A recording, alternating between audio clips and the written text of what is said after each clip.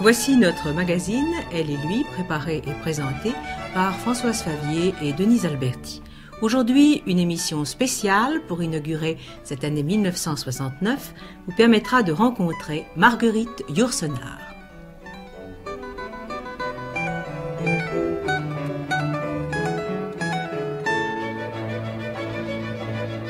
À une époque où rien n'est créé pour durer, pas même la littérature, où l'on fabrique un livre comme on compose un étalage à vive allure, où l'on sait qu'il ne tiendra tout au plus qu'une saison, l'auteur qui n'avait rien proposé à son éditeur, qui, de près ou de loin, ressemble à un roman depuis les Mémoires d'Adrien, fait figure de phénomène.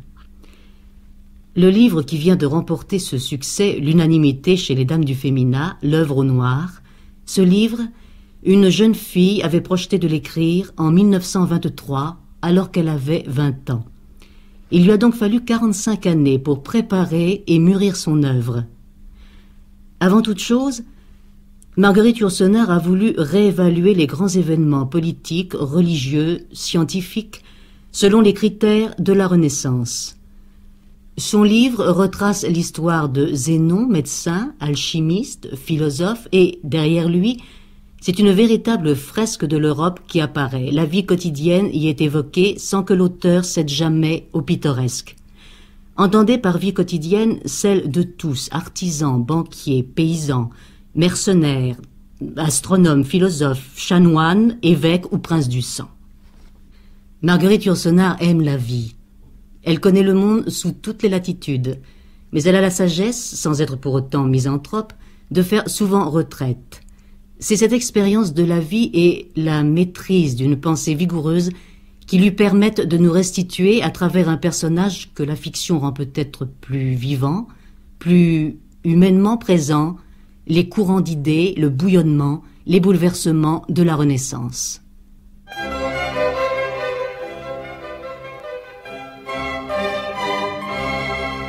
Vous avez vécu, je crois, très longtemps en Grèce. C'est vrai, mais entièrement avant 1939. Je quittais la Grèce en août 1939 et je comptais à cette époque-là y revenir et même y rester.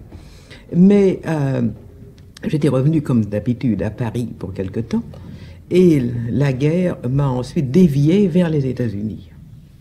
Où vous êtes maintenant installé sur une île au nord-est des États-Unis. Oui, une île qui porte un beau nom français, car elle a fait partie du domaine français de Louis XIV, l'île des monts déserts. Évidemment, en anglais maintenant, Mount Desert Island. Et cela ne vous a pas trop changé de quitter des cieux très cléments pour une région particulièrement froide? Bien entendu, et il m'arrive quelquefois de le regretter, mais j'aime aussi beaucoup cette nature qui est plus sauvage, qui est plus primitive que la nature méditerranéenne. Et je crois qu'il était peut-être temps que je m'écarte du monde classique, que je regarde un peu plus loin, et que j'ai appris pas mal de choses en vivant dans ce monde qui est presque celui de la nature pure, de la forêt, de la mer, enfin, presque encore à un état géologique.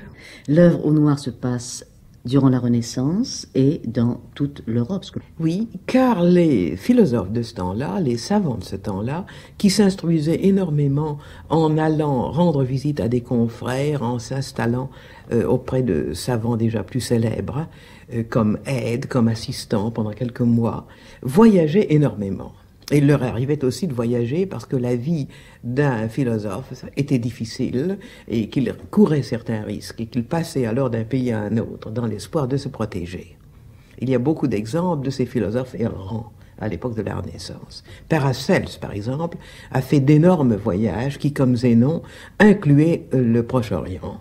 C'est un personnage que j'ai donc rêvé de bonheur et comme j'ai indiqué dans une note, que beaucoup d'autres savants, d'autres philosophes ont traversé des épisodes analogues, on pense souvent que j'ai essayé d'établir une somme, ce qui n'est pas du tout vrai. On ne voit pas un peintre empruntant un œil à une femme et une oreille à une autre femme et une joue à la troisième. Ça ferait un tableau épouvantable.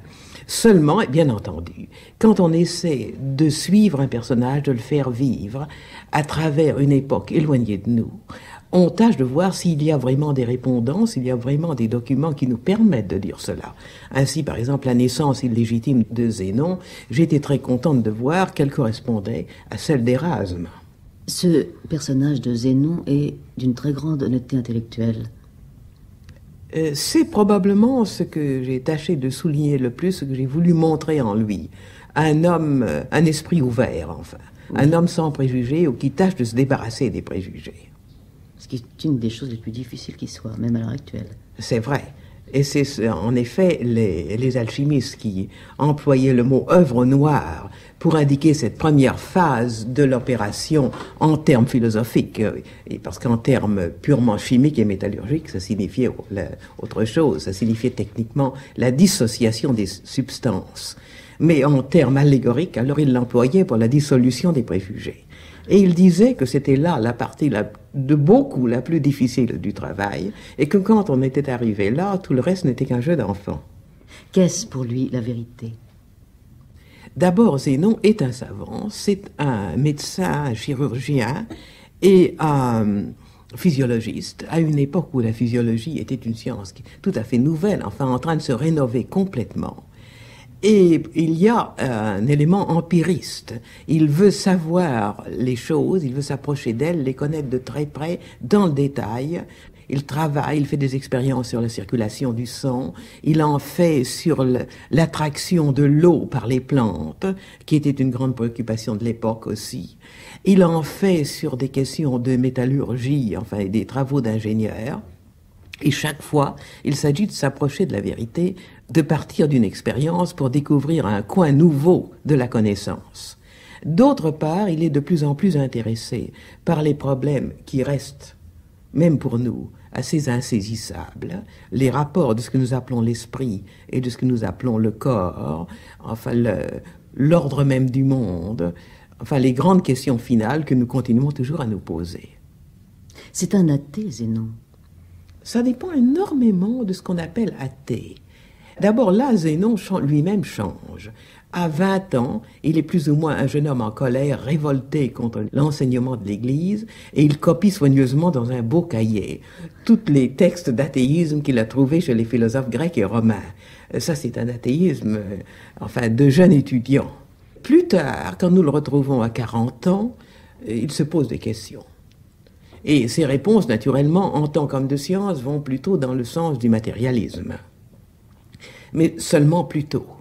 Vers la fin de sa vie, il arrive à être influencé par des vues, qui sont des vues qu'il a reçues autrefois de ses maîtres, les philosophes kabbalistes, ou d'un philosophe soufi qu'il a rencontré en Orient, et sans croire, sans être sûr de quoi que ce soit, il est de plus en plus hanté par une vision de l'absolu, et l'absolu, il m'arrive de penser que c'est un des noms de Dieu. Et c'est peut-être ce qui explique que, tandis que au début de sa vie, il était très prêt à faire des compromis pour vivre, même s'il le fallait absolument à mentir pour garder un protecteur, pour pouvoir continuer ses expériences et se voir subventionné, à la fin de sa vie, il refuse le compromis qu'on lui offre pour ne pas mourir, parce qu'enfin, ce sens de l'absolu est devenu tellement grand qu'il ne peut plus supporter de se compromettre dans des choses qui maintenant lui paraissent louches. Zénon est empreint de sagesse. Ce qu'il ne trouvera pas sera découvert dans les siècles à venir. Il le pense. Mais en même temps, c'est assez paradoxal, il échappe à l'inertie du chercheur. Oui, il a forcément une vie intellectuelle et même une vie, dans l'ordre physique et pratique, très active. Est-ce que vous ne pensez pas que cette inertie marque toujours les chercheurs de notre époque et que toutes les découvertes qui ont été faites durant ce dernier siècle sont beaucoup plus le fait de la progression géométrique? Oui, il y a un grand danger de ce côté-là. Il est bien certain que la science a été en quelque sorte tellement rodée à notre époque et les contrôles mathématiques sont devenus si parfaits qu'on peut imaginer, et on rencontre de temps à autre, un chercheur sans grande initiative qui pourtant aligne des chiffres et continue à faire des expériences dans des domaines où il est soutenu en quelque sorte par toute la technique de son temps. Tandis que l'homme de la Renaissance avait continuellement à improviser, ce qui laissait évidemment un certain flou du point de vue scientifique tel que nous le comprenons de nos jours, mais ce qui liait aussi la science à tout le comportement humain, au mythe d'une part, à la vie immédiate de l'autre, et produisait cet élément d'ardeur et cette immense diversité de recherche chez chaque savant qui nous frappe chez le savant de la Renaissance. Et cet élément d'ardeur, nous le retrouvons dans la vie affective des personnages et dans leur rapport avec les êtres. Zénon voyage énormément. Quelle peut être cette vie affective et quels peuvent être ses rapports avec les femmes? Et j'ai beaucoup pensé à la question qui me paraît intéressante en elle-même du point de vue de la position de la femme dans le passé, et particulièrement au XVIe siècle. Naturellement, dans la vie de Zénon, il y a d'abord sa mère qu'il quitte très jeune, à laquelle il ne pense pas beaucoup, même je dirais presque pas du tout, pendant ses années actives, et puis vers la fin, vers le moment où il se rapproche de la mort, il lui arrive curieusement d'y repenser et de la plaindre, car il se rend compte qu'elle a eu une vie agitée et difficile. Et il croit la retrouver, par exemple, chez la petite jeune fille qu'il protège à la fin de sa vie, Idlette, qui elle aussi va avoir un enfant illégitime comme il l'a été lui-même, et elle est un peu pour lui, avant de mourir, une image de sa mère jeune. Mais en laissant de côté sa mère, quels peuvent être les rapports de Zénon en général avec les femmes? Eh bien, on se dit que pour un homme de ce type-là, la vie affective, les rapports avec les femmes devaient être assez compliqués. Car enfin, un philosophe, un savant, pouvait évidemment épouser une bonne bourgeoise, comme Dürer avait épousé une bonne bourgeoise de Nuremberg, qui allait d'ailleurs vendre ses gravures au marché. Mais enfin, on voit par les journaux de Dürer qu'elle ne l'intéressait pas le moins du monde. Et il eût été très difficile pour lui de traîner cette dame de ville en ville et le long des routes. Alors quoi? Il y avait bien les prostituées, les filles, mais Zénon, évidemment, avait dû s'en lasser assez jeune. Il y avait toutes les histoires qu'on trouve dans les fabliaux ou dans les comédies de Machiavel, par exemple, pour donner un exemple littéraire, c'est-à-dire l'adultère, les bourgeoises se cacher sous un lit ou derrière un tonneau pour retrouver la dame après le départ du mari. On voit mal un philosophe et un savant passant son temps dans ce genre d'aventure, ça ne va pas du tout. Alors il y a la femme qui aurait pu être une compagne, enfin avec qui on aurait pu partager des idées, travailler. Ça devait être prodigieusement rare. Dans le cas de Zénon, j'ai donc tâché de mettre ce qui était, enfin, dans l'ordre du possible. Il y a la jeune fille qui est plus ou moins une prostituée, qui est, enfin, la beauté à la mode parmi les étudiants de Louvain, et qu'il est assez fier de conquérir quand il est très jeune. Mais enfin, c'est une aventure qui n'a pas de suite. Il y a les bourgeoises qu'il refuse, parce que, évidemment, ça n'est pas fait pour lui. Il y a la jeune Espagnole qu'il a trouvée prisonnière lorsqu'il était en Algérie, prisonnière des musulmans, qu'il a rachetée. C'est un détail qui apparaît souvent dans les romans ou les chroniques de l'époque, et qui devient, enfin, presque automatiquement sa maîtresse. Ils vivent ensemble pendant quelque temps, mais enfin, il n'a pas beaucoup de rapport avec cette petite Espagnole que le hasard, enfin, et la charité lui ont mis en quelque sorte entre les mains, et il la renvoie chez ses parents dans son pays dès qu'il en a les moyens. D'ailleurs, il n'est pas question de l'emmener avec lui à Budapest ou à Damas. Ensuite, plus tard, il n'y a pas grand-chose. Il y a les compagnons masculins, peut-être parce que par un certain goût pour les choses de ce genre, que je ne nie pas et qu'il ne nie pas, mais surtout, je crois, parce qu'il y avait là une possibilité de compagnonnage. Enfin, on pouvait parler à un ami des chevaux qu'on allait emmener ensemble au cours d'une expédition, même travailler ensemble à une expérience métallurgique. Ces quelques jeunes gens qui figurent dans la vie de Zénon étaient des compagnons, enfin, avec lesquels il pouvait y vivre, ce qui se passait rarement pour les femmes. En somme, ça ne se passe pour lui qu'une fois. C'est quand il arrive en Scandinavie, où les femmes avaient de grandes réputations de guérisseuses, d'infirmières à l'époque, et qu'il rencontre dans le Nord une femme qui s'occupe de guérir les fièvres, qui s'occupe de soigner les malades par des bains, etc., par toutes les méthodes qui étaient courantes dans cette région à l'époque, et il ne passe avec elle qu'un temps assez court, mais pour la première fois, il découvre une femme qui peut partir avec lui dans ses expéditions de médecin, qui est une compagne. Et alors ce souvenir le hante, il pense à elle toute sa vie. Et même en prison, il pense à l'enfant qu'il aurait pu avoir d'elle, retrouvant ainsi sans le savoir d'ailleurs son père, n'est-ce pas, qui avait lui aussi laissé peut-être derrière lui un enfant, mais probablement sans y repenser jamais. Tandis que lui pense à cet enfant possible, qui serait alors son immortalité physique, s'il existe. Il a depuis, naturellement, il n'a plus jamais eu de nouvelles de cette femme perdue dans les pays scandinaves. Mais c'est le seul cas où il peut y avoir, enfin, un rapport de compagne à compagnon. Oui, on trouve très rarement, parmi les autres couples de ce livre, ce genre de rapport. Il a dû exister pourtant, naturellement.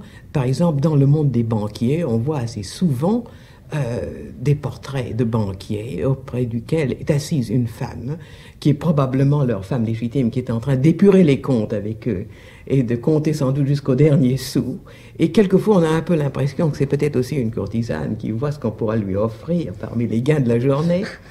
Et là, il y avait peut-être des rapports, on discutait probablement ensemble des affaires.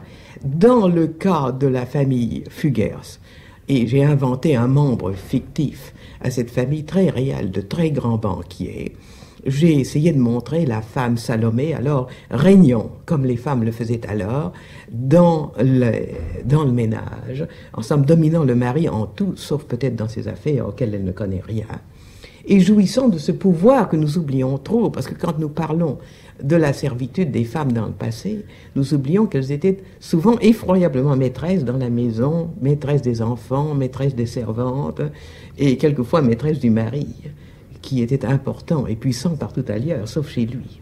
Et on parle beaucoup de la liberté des femmes à notre époque, mais est-elle aussi grande qu'on le dit? Je serais tentée de croire qu'elle ne l'est pas, parce qu'enfin, les femmes, je crois que d'abord il y a un long héritage de suggestion, enfin, qui peut-être dure encore. Il y a surtout le fait, il y a quelque chose de très étrange, il y a un jeu de miroir, il me semble. Les femmes se font une certaine image de la femme telle qu'elle croit que l'homme désire qu'elle soit. Et l'homme de son côté, enfin vous voyez. Oui. Ce qui fait qu'on se perd dans ce jeu de miroir et qu'on atteint très souvent à une espèce d'artifice, à une image en quelque sorte conventionnelle. Et il me semble qu'en matière de liberté, tout dépend des femmes elles-mêmes. Veulent-elles être à la fois une femme et un être humain, ce qui me semble s'accorde très bien ensemble, ou veulent-elles être un peu timidement un objet, c'est-à-dire quelque chose qui existe surtout garni, paré d'autres objets, entouré d'autres objets, et offrant une espèce de valeur qui n'est pas leur propre individualité, leur propre vie personnelle, mais une valeur en quelque sorte de mode, de vogue, de vie sociale et mondaine.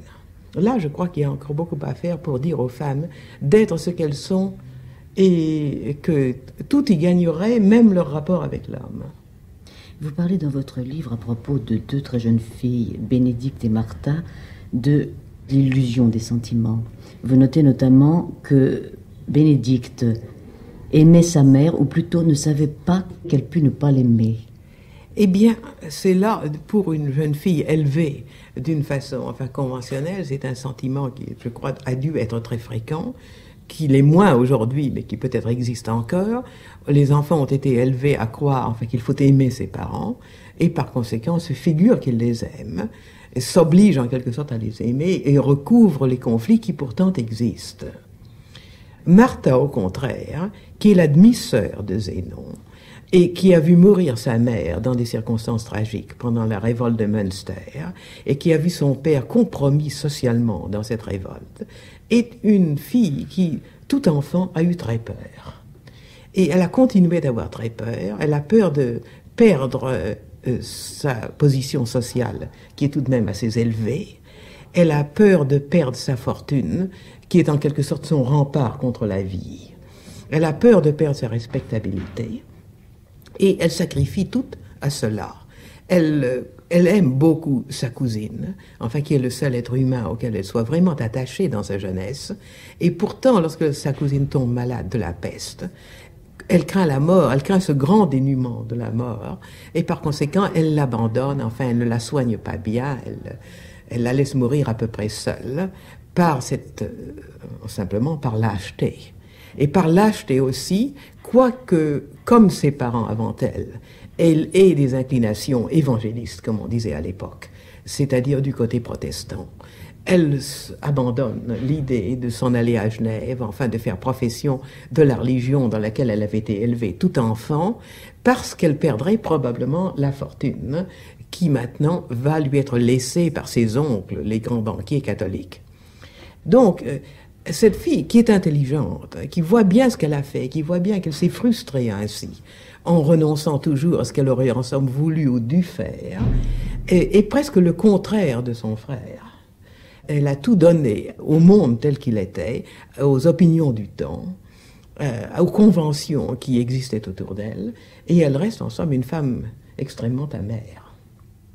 Vous nous parlez également dans votre livre des femmes qui ont des responsabilités politiques à l'époque de la Renaissance. Et il y en a au moins 2 qui passent à travers le livre, et le livre évidemment est conçu de telle sorte que Zénon, bien qu'il traverse le monde des grands et des princes, et qu'il y est même relié d'une façon assez indirecte par son père patricien, vit surtout évidemment dans un monde souterrain, dans un monde subreptice qui est très éloigné de ses splendeurs royales. Mais il y a tout de même Marguerite d'Autriche, la régente des Pays-Bas, à l'époque où tout allait encore relativement bien dans les Pays-Bas, à l'époque de la jeunesse de Zénon, avant les grands troubles et les grandes révoltes qui seront celles de sa maturité. Et Marguerite d'Autriche, la fondatrice de l'église de Brou, en Bresse, semble avoir été une femme extrêmement cultivée, intelligente, sensible, et sensée en même temps. Et j'ai essayé très rapidement de donner une image de cette princesse avec les soucis et les préoccupations de femme et de princesse, le souvenir infiniment tendre qu'elle gardait pour son mari mort jeune, ses affections, ses amitiés du moment, et en même temps ses grands soucis de régente, ses préoccupations financières, car enfin on oublie toujours que la grande préoccupation des princes de la Renaissance, comme de tous les chefs d'État, c'était de se procurer de l'argent ou de maintenir la stabilité de la monnaie qu'elle représentait. Et je l'ai montré dans une visite à un banquier, s'interrompant par moments dans ses propos pour songer à son propre passé de femme, ou pour penser à ce qui était la grande préoccupation intellectuelle qui devait être partagée des hommes et des femmes cultivées de ce temps, les réformes projetées dans l'Église. Maintenant, il y a aussi Catherine de Médicis, que Zénon n'aperçoit qu'un instant, et il est frappé par le génie, je dirais presque le génie intrigant de cette femme qui d'ailleurs est sa cousine au 4e degré, mais Zénon étant un homme raffiné ne le lui dit pas. Et il refuse ce poste à la cour, voyant bien que la reine n'est pas très sûre qu'elle sacrifiera son médecin à ses préoccupations politiques. Et de nouveau, pas plus que la sœur du philosophe, elle ne se compromettra pour le tirer d'affaire s'il lui arrive des ennuis avec la censure ou autrement. Elles sont très prudentes, ces femmes. Par contre, il y a des élans, je crois, chez certains personnages, certaines paysannes. Et je pense à Gruité. Ah oui, alors c'est avec les femmes du peuple que j'ai essayé surtout de retrouver la femme de l'époque. Et c'est assez difficile, parce qu'enfin, sauf quelques comédies dont nous parlions, qui sont des choses tout à fait conventionnelles, comme plaisanterie, enfin d'ordre sexuel, ou au sujet de la tyrannie des femmes, etc., ou de la sottise des femmes, il n'y a presque pas de texte littéraire représentant la femme du peuple, une fermière, la femme d'un petit ouvrier, etc. La littérature de l'époque parle d'autre chose. D'autre part, c'est peut-être la peinture qui nous donne le mieux. Par exemple, la peinture de Bruegel, où nous voyons une paysanne tâchant d'amuser un petit enfant, ou au contraire une paysanne luttant férocement contre un soldat auquel elle tâche d'enlever sa hallebarde, que nous voyons la manière dont les femmes intervenaient dans la vie de tous les jours. Et alors, Gruité et les autres femmes, la fermière que rencontre Zénon quand elle tâche de s'enfuir vers l'Angleterre, j'ai tâché de montrer chez la fermière, cet accablement par les soucis quotidiens. C'est une femme qui travaille très dur, dans cette vie grise et âpre, car elle est devenue âpre. Et de plus, cette espèce d'inertie et de conventionnalité des pauvres gens en présence des événements de la politique qu'elle ne juge pas. Elle se dit que le roi doit savoir ce qu'il fait, que si ces gens sont condamnés et s'enfuient, ça doit être bien leur faute. Donc il y a cette âpreté que la vie a créée chez les pauvres gens en elle. Et pourtant cet amour pour cet enfant, qui est d'ailleurs un enfant attardé, un enfant un peu simple, un peu idiot, qu'elle a, et qui, alors à ce moment-là, pour elle, elle est envahie par ce qu'il y a de plus beau, enfin, dans sa vie de femme, par une tendresse absolument désintéressée. Et dans le cas de Gritté, il y a aussi cet attachement très touchant. En littérature, on tend toujours à penser aux attachements d'ordre amoureux, bien sûr. Ou bien on tente à penser aux attachements ou aux conflits familiaux, la mère et le fils, le père et la fille, etc.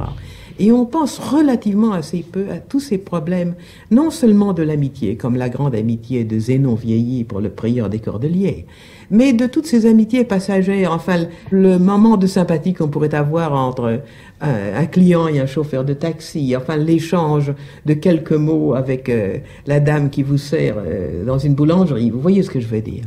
Et Gritté, c'est un peu ça, c'est simplement une servante qui a été dans la famille quand Zénon était enfant, mais quand elle le retrouve vieilli et se déguisant pour ne pas donner prise aux poursuites, elle est enchantée, elle est heureuse, elle lui est fidèle, et elle lui est fidèle jusqu'à la fin, même en prison, elle lui porte encore une part de gâteau. Elle est en somme peut-être ce qu'il a, en dépit de la différence de milieu, de classe, etc., elle est en somme ce qu'il a de plus proche comme famille et comme être humain. Et d'ailleurs, Zénon le dit à un moment. Il se dit que la dame scandinave, la dame de Frosso, dont il a peut-être un enfant, a été une expérience tout à fait bénéfique. Mais qu'à côté de cette expérience-là, il y avait la boulangère qui, un jour où il avait faim, lui a donné du pain, simplement comme ça, en le voyant passer devant sa boutique. Et que dans les deux cas, c'était un sentiment d'accord humain, absolument parfait. Dans le présent comme dans le passé, Marguerite Yourcenar recherche la vérité, mais il semble qu'elle y parvienne mieux que son héros, Zénon, qui, promis à la mort, en reconnaît la fragilité.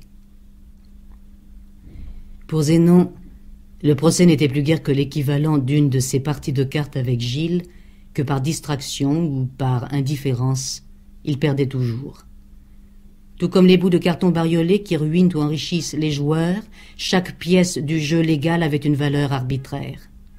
Exactement comme à la blanque ou à l'ombre, il était convenu qu'on se gardât à carreau, qu'on brouillât les cartes ou qu'on passât la main, qu'on se couvrit et qu'on mentît. La vérité, si on l'eût dit, eût d'ailleurs dérangé tout le monde. Elle se distinguait fort peu du mensonge. Là où il disait vrai, ce vrai incluait du faux. Il n'avait abjuré ni la religion chrétienne ni la foi catholique, mais il l'eût fait s'il l'eût fallu, avec une tranquille bonne conscience, et fût peut-être devenu luthérien s'il était retourné, comme il l'avait espéré, en Allemagne. Il niait à bon droit les relations charnelles avec Cyprien, mais il avait un soir désiré ce corps maintenant évanoui. En un sens, les allégations de ce malheureux enfant étaient moins fausses que Cyprien lui-même, en les faisant, ne l'avait peut-être cru. Personne ne l'accusait plus d'avoir proposé à Idlette une potion abortive, et il avait honnêtement nié l'avoir fait, mais avec cette restriction mentale qu'il l'eût secouru si elle l'en avait imploré à temps, et qu'il regrettait n'avoir pu lui épargner de la sorte sa lamentable fin. D'autre part, là où ces dénégations n'étaient littéralement qu'un mensonge, comme dans l'affaire des soins donnés à Han, la vérité pure eût non moins menti. Les services rendus aux rebelles ne prouvaient pas, comme le pensait avec indignation le procureur et avec admiration les patriotes, qu'il eût embrassé la cause de ces derniers. Personne d'entre ces acharnés n'eût compris son froid dévouement de médecin. Les escarmouches avec les théologiens avaient eu leur charme, mais ils savaient fort bien qu'il n'existe aucun accommodement durable entre ceux qui cherchent, pèsent, dissèquent et s'honorent d'être capables de penser demain autrement qu'aujourd'hui, et ceux qui croient ou affirment croire et obligent sous peine de mort leurs semblables à en faire autant. Une fastidieuse irréalité régnait dans ces colloques où les questions et les réponses ne s'emboîtaient pas. Il lui advint de s'endormir durant l'une des dernières séances. Une bourrade de Gilles, qui se tenait à son côté, le rappela à l'ordre. En fait, un des juges aussi dormait. Ce magistrat se réveilla, croyant la sentence de mort déjà donnée, ce qui fit rire tout le monde, y compris l'accusé. L'œuvre au noir est la somme d'une vie. Mais Marguerite Yourcenar, qui n'est plus une jeune femme, nous réserve encore bien des surprises. Je vous rappelle le titre de ce livre qui a obtenu le prix Femina, L'œuvre au noir de Marguerite Yourcenar chez Gallimard.